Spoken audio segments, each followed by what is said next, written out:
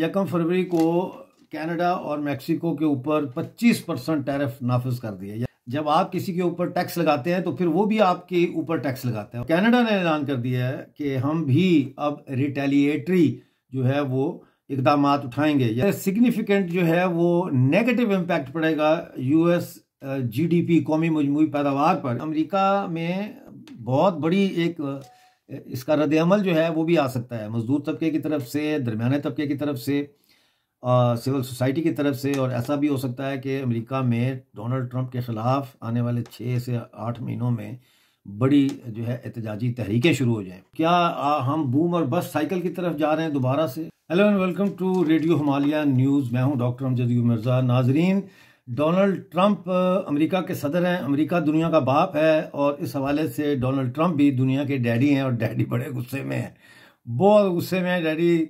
और ऐसे वो एक दिन में ऐसे ऐसे एग्जेक्टिव ऑर्डर्स जारी कर रहे हैं कि बस खुद अल्लाह की पनाह पर बहुत गुस्से में है डोनाल्ड ट्रंप। अब उन्होंने 1 फरवरी को कनाडा और मेक्सिको के ऊपर 25% टैरिफ नाफिज कर दिए। यानी जो चीज़ भी कनाडा या मेक्सिको से अमेरिका में आएगी उस पे 25% टैक्स लगेगा और वो जाहिर है कि पहले से ज़्यादा महंगी हो जाएंगी। इसी तरह चाइना के ऊपर भी 10% टैक्स उन्होंने टैरिफ जो है वो लगा दिया है। अब इससे कोशिश क्या कर रहे हैं ट्रम्प्स और इसके असरात जो है वो अमेरिका की इकॉनमी पे क्या पड़ेंगे? सबसे पहली बात तो ये है कि ये टैरिफ अगर इन्होंने लगाए तो ये कोई यकतरफा टैरिफ नहीं होते। जब आप किसी के ऊपर टैक्स लगाते हैं तो फिर वो भी आपके ऊपर टैक्स लगाता है। और इस वक्त कनाडा से तकरीबन 15 लाख से ज़्यादा घर ऐसे हैं न्यूयॉर्क और दूसरे शहरों में जो डिपेंड करते हैं बिजली के लिए कनाडा के ऊपर। इसके अलावा यूरेनियम है और बहुत सारी चीज़ें हैं जो इंपोर्ट होती हैं कनाडा से। फिर कारें हैं, जो एक कार जो बनती है उसके कई चीज़ें जो हैं वो कनाडा जाती हैं, फिर वहाँ से अमेरिका आती हैं, फिर वापस जाती हैं, फिर जाके वो एक चीज़ तैयार होती है। तो ये सप्लाई चेन काफ़ी डिसरप्ट होने जा रही है। और कनाडा ने ऐलान कर दिया है कि हम भी अब रिटेलिएटरी जो है वो इकदाम उठाएंगे, यानी इसके मुकाबले में हम भी जवाबी इकदाम उठाएंगे। तो देखते हैं कि अब सबसे पहले तो ये देखते हैं कि ये 25% जो इन्होंने कनाडा पे टैरिफ लगाया है और मेक्सिको पे लगाया है, इससे ये हासिल क्या करना चाहते हैं। सबसे पहले तो नाजरीन इसका जो असर है वो पड़ेगा कंज्यूमर पे, यानी सार्फिन के ऊपर।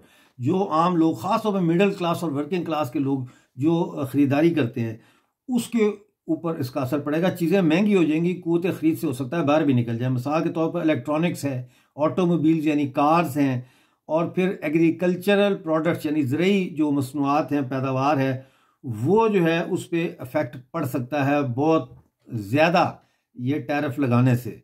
और ये भी ख्याल किया जा रहा है कि इससे जो है वो इन्फ्लेशन जो है अफरात ज़र में भी इजाफा होने का इम्कान है। अब जो जर्मनी का बैंक है डोइशे बैंक, उन्होंने उनके तखमीना या अंदाजे के मुताबिक वक्ती तौर पर हो सकता है कि फेडरल रिजर्व जो है यानी बैंक जो है इनका मरकज़ी बैंक, जैसे पाकिस्तान का स्टेट बैंक है, इंडिया का अपना नेशनल बैंक होता है, ये जो बैंक है ये इन्फ्लेशन रेट को 1% पॉइंट बढ़ा देगा।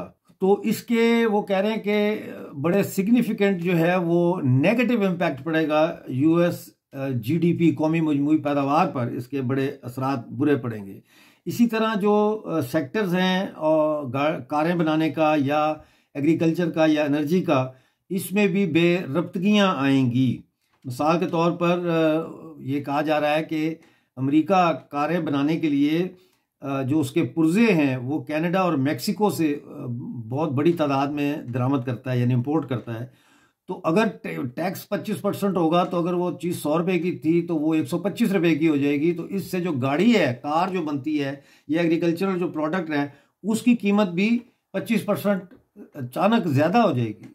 तो आप अंदाज़ा लगाएं कि उससे जो है वो फिर कितना नुकसान होगा अमेरिकन कंज्यूमर को।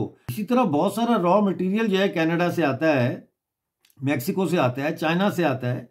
तो ये उन रॉ ख़ाम माल है उसकी कॉस्ट को भी बढ़ा देगा, महंगा कर देगा। और फिर वही बात आ जाती है ऑटोमोबाइल इंडस्ट्री, इलेक्ट्रॉनिक्स और मशीनरी की जो बनाती हैं फैक्ट्रियाँ या कारखाने, वो फिर उनकी जो पैदावारी लागत है वो बढ़ जाएगी। और जब वो पैदावारी लागत बढ़ेगी तो वो किस से लेंगे वो 25% जो उनको पैदावार पे लगाना पड़ रहा है वो फिर आवाम से लेंगे। तो ऐसे में एक दो चीज़ें और भी हैं, और वो एक चीज़ तो ये है कि देखें, सरमायादारी निज़ाम में जो बचत होती है वो ख़रीदने में होती है। यानी कि एक फैक्ट्री जब लगती है तो उसमें जो मज़दूर काम करता है उसकी जो क़ुव्वत ख़रीद है वो कमज़ोर होनी चाहिए, यानी आपको सस्ती लेबर चाहिए।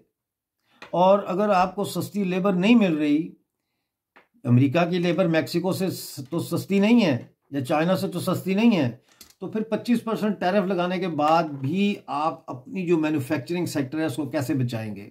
तो जाहिर है बहुत सारे कारखाने बंद होंगे, बैंकरप्सियाँ होंगी, ले ऑफ्स होंगी, वर्कर्स को निकाला जाएगा। और मेरा अपना ख्याल ये है कि कोशिश करेंगे इंडस्ट्री वाले, मैन्युफैक्चरिंग वाले, कि वो आर्टिफिशियल इंटेलिजेंस जो है उसके ऊपर अपना इन्हिसार जो है वो ज़्यादा से ज़्यादा करें। और फिर सप्लाई चेन्स का मसला आ जाता है नाजरीन। अब जब इतना महंगा हो जाएगा तो फिर मैन्युफैक्चरिंग सेक्टर वाले जो है वो भी निकलेंगे बाहर दूसरे मुल्कों की तरफ देखने के लिए। अब अगर तो इंडिया ऐसी चीज़ें बना सकता है, इंडिया पे भी वैसे लगेगा टैरिफ, लेकिन अगर वो टैरिफ 10% से कम लगता है या कोई नेगोशिएशंस हो जाती है और वो खाम माल अगर अमेरिका पहुंचता है सस्ता कनाडा से, और बाईपास कर सकते हैं वो कनाडा और मैक्सिको से खाम माल लेने को, तो शायद कोई थोड़ी बहुत बचत हो जाए। लेकिन इतना आसान नहीं है जितना ये सुनाई देता है। ये जो कारें बनती हैं, फोर्ड है, जनरल मोटर्स है, फिर जीप है, क्राइसलर है, डॉज है, ये जो कारें हैं ये बहुत महंगी हो जाएंगी और ये फिर मुश्किल हो जाएगा अमेरिकन मार्केट में इनको खपाना। और जाहिर है ये एक्सपोर्ट भी होती हैं, तो अगर आप टैरिफ लगा रहे हैं तो फिर आपके ऊपर कनाडा और मैक्सिको और चाइना भी टैरिफ लगाएगा, तो फिर वो कारें आप वहाँ कैसे बेचेंगे? इसी तरह से एप्पल है, डेल है, एचपी है, जो कंपोनेंट्स इसके जो चाइना बनाता है तो वो भी महंगे हो जाएंगे। तो फिर आप अमेरिका में अगर लैपटॉप बनाते हैं या आईफोन बनाते हैं या कोई कंप्यूटर बनाते हैं वो भी महंगे हो जाएंगे। फिर कहा यही जा रहा है कि सप्लाई चेन जो है अब उसका रुख हो सकता है कनाडा, मैक्सिको, चाइना से हट के तो वियतनाम और इंडिया की तरफ जो है वो मूव हो, जैसा मैंने अभी पहले कहा है आपको। अच्छा, अमेरिका जो सामान बनाता है, मशीनरी बनाता है या चीज़ें बनाता है और वो एक्सपोर्ट करता है कनाडा को और मैक्सिको को और चाइना को भी, तो अगर उन्होंने भी, जिस तरह कनाडा कह रहा है कि हम रिटेलिएटरी जो है जवाबी टैरिफ हम लगाएंगे, अगर वो लगाते हैं तो फिर मुझे ये बताएं कि अमेरिका की जो प्रोडक्ट्स है इसकी डिमांड कम हो जाएगी। तो क्या हम बूम और बस्ट साइकिल की तरफ जा रहे हैं दोबारा से? मतलब है कि पैदावार हो रही है एक चीज़ की और आगे उसकी डिमांड ख़त्म हो गई है तो वो पाइल अप हो जाएगी, वो बिकेगी नहीं, और सारी मईशत तो कर्जे पे चलती है, तो इसका इफेक्ट बैंकों पे पड़ेगा। और बैंक जो है वो फिर रिक्विजिशन करेंगे, वो कहेंगे पैसा दो भाई, हम हमारा जो तुमने कर्जा लिया हुआ है। ये चीज़ें इस वक्त बहुत ख़तरनाक हो रही हैं। मिसाल तौर पे जो किसान ट्रैक्टर लेता है या किसान जो एग्रीकल्चर का मशीनरी लेता है वो महंगी हो जाएगी। तो वो पहले ही पिछली जो तजारती मसाइल हैं अमेरिका के दूसरे मुल्कों के साथ, उनके वो वजह से उनको बड़ा नुकसान हुआ है। तो अब अगर ये 25% हो जाता है तो उसका मतलब वो कहेंगे हमने नहीं लेनी मशीनरी। तो जो मशीनरी बनाने वाली जो कारखाने हैं उनकी सेल्स गिर जाएगी बहुत ज़्यादा, तो सेल गिरेगी तो मजदूर को बेरोजगार करेंगे वो। इसी तरह एरोस्पेस इंडस्ट्री है जिसमें बोइंग जो है अमेरिका वो एक्सपोर्ट करते हैं चाइना को, कनाडा को, मैक्सिको को, तो वो अगर टैरिफ लगाएंगे तो वो भी उसके ऊपर उसका इफेक्ट पड़ेगा और वो सेल्स नीचे चली जाएगी उनकी अमेरिकन प्रोडक्ट्स की। ये जो टैरिफ लगा रहे हैं इससे होना ये है कि एक तो अफरात ज़र में इजाफा होगा और जो कॉस्ट ऑफ लिविंग है, यानी जो रोज़मर्रा के जो ख़र्चे हैं, कॉस्ट ऑफ लिविंग, वो बहुत बढ़ जाएगी अमेरिकन के लिए। तो जो सार्फिन है वो कारों के लिए उनको ज़्यादा देना पड़ेगा, पहले से ज़्यादा महंगी हो जाएंगी तो पैसे ज़्यादा चाहिए उनको इलेक्ट्रॉनिक्स के लिए। और जो अप्लाइंसेस होती हैं जैसे ये कैटल किचन में होती है और माइक्रोवेव है और टेलीविज़न है और ये सारी चीज़ें जो है इनकी कीमतें बढ़ जाएंगी। तो फिर तनख्वाह तो आपने नहीं बढ़ाई और कीमतें आपने बढ़वा दी हैं अपने गुस्से से आके, तो फिर उसका जो है वो इफ़ेक्ट जो है वो ये होगा कि आपकी आहिस्ता आहिस्ता अमेरिका की इकोनॉमिक आउटपुट जो है वो कम होना शुरू हो जाएगी और उसका इफेक्ट ग्रोथ पे पड़ेगा, मेरा ये ख्याल है। अब जो नज़र रखनी चाहिए वो हमें स्टॉक मार्केट्स पे रखनी चाहिए, क्योंकि स्टॉक मार्केट जो है वो बेयकीनी की कैफियत को पसंद नहीं करती और फ़ौरन उसकी तरफ उसका जो है वो नी जर्क रिएक्शन देती है। तो अब आने वाले 1-2 दिनों में देखना पड़ेगा कि कहीं स्टॉक एक्सचेंज भी क्रैश ना कर जाए न्यूयॉर्क में, क्योंकि इन्वेस्टर जो होता है ना, जिसने सरमाया लगाया होता है, शेयर खरीदे होते हैं, वो फिर तेज़ी से बेचता है शेयर। जाहिर है वो कंपनियां जिनके ऊपर 25% का टैक्स लगेगा तो वो तो बेचेंगे, अपने कंपनियों को फटाफट बेचेंगे। और स्टॉक मार्केट में ये होता है कि एक दफ़ा सेल की आवाज़ आ जाए ना तो फिर वो सारे ही सेल करना शुरू कर देते हैं। तो इसलिए जो है डाउ जोन इंडेक्स के ऊपर जो है वो नज़र रखनी बड़ी ज़रूरी है कि क्या उसका इफेक्ट उधर पड़ता है। तो नाजरीन, ये सिलसिला तो अब शुरू हो गया, ये तो चलेगा, मैं इसके ऊपर और भी तफसील बयान करूँगा। अभी तो मैंने मोटा मोटा किया है, हम अब इसकी एक एक चीज़ की बारीकी में भी जाएंगे आने वाले दिनों में और देखेंगे कि पहले तो ये देखेंगे कि कहाँ कहाँ से रिटेलिएटरी यानी रद्द अमल में कौन कौन से मुल्क अमेरिका पे टैरिफ लगाते हैं।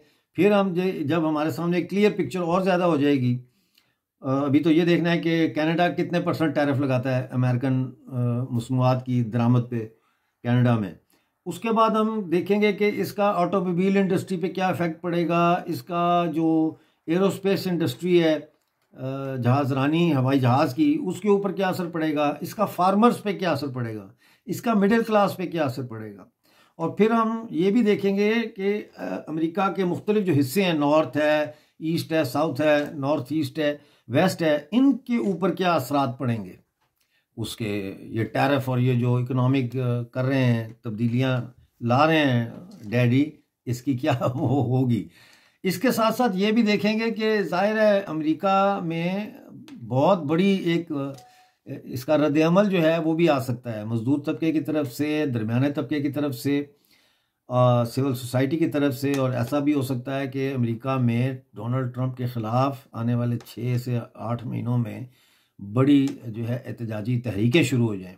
इन सारों के ऊपर हम आने वाले प्रोग्रामों में आपके साथ शेयर करते रहेंगे। देखते रहें Trump daily updates analysis by doctor Mirza. Thank you very much. Video को लाइक करें, शेयर करें और इसको सब्सक्राइब करें चैनल को।